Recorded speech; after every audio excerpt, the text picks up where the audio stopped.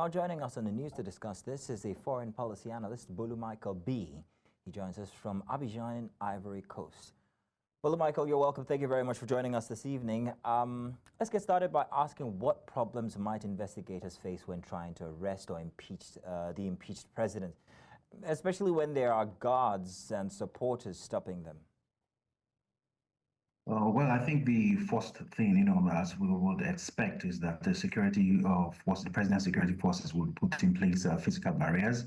I think that's the first thing that first challenge might face. This will prevent them from moving into the president's residence to execute the arrest.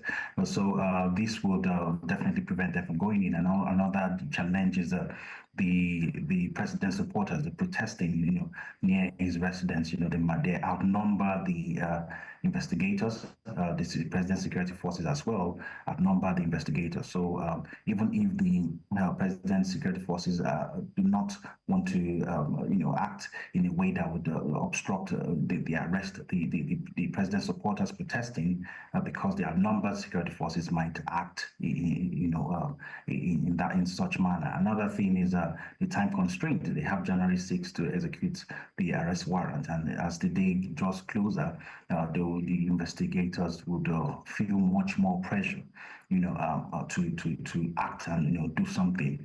Also, they might also face the challenge of firearms. The protesters may be armed in some way, not sure, but definitely the president's security forces are armed. So if the investigators they act in an arbitrary manner, we could see a situation where we're having a crossfire, and hopefully that doesn't happen. Can you give us an idea into the dynamics of how this issue is currently with the president having security forces and also supporters blocking the arrest? How will this affect people's view of law in South Korea and governance generally? Okay, I think the biggest reaction will come from South Korea's allies because they will begin to question South Korea's commitment to the values of democracy and the rule of law.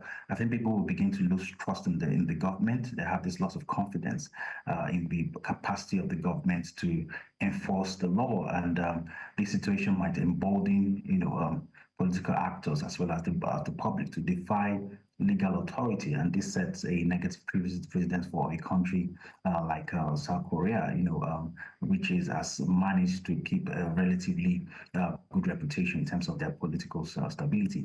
But what's going on right now could also be a reflection of a weakened institution, whereby people begin to question the ability of the state to override presidential powers.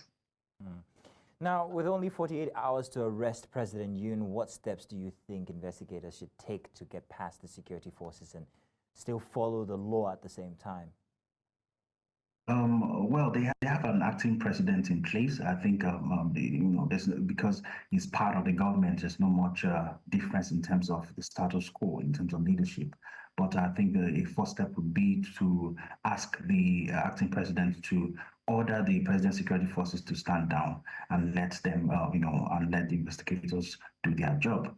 But another option that they have is to go after or to investigate and, if possible, detain the key figures within the president's security forces.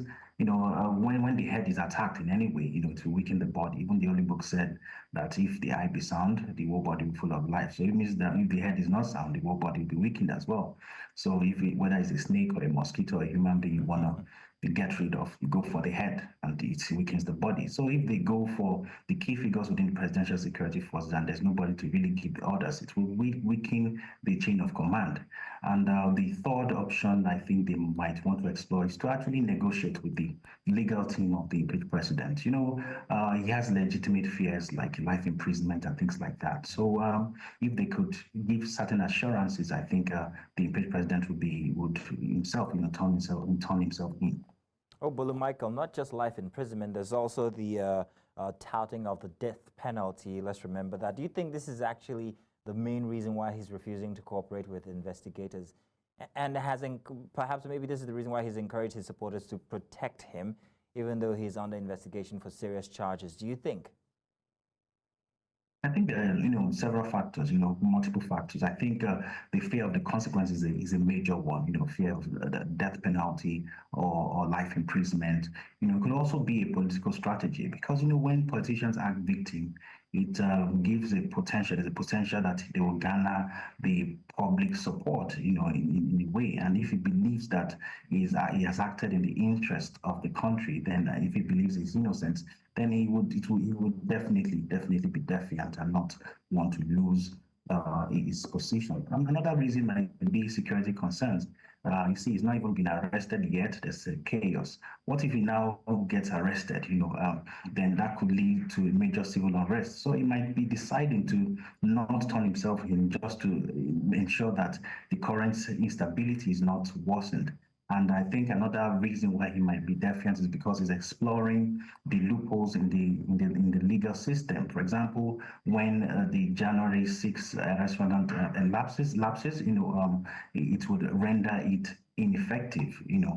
So he might be delaying to explore the loopholes in the legal system, and this delay tactic may turn out to be in his favor. So there's several factors, but I think one primary reason would be the fear of consequences, that is life imprisonment and possibly death. Well, thank you very much, Bolu Michael, for giving us your expert opinion on the issue. Thank you.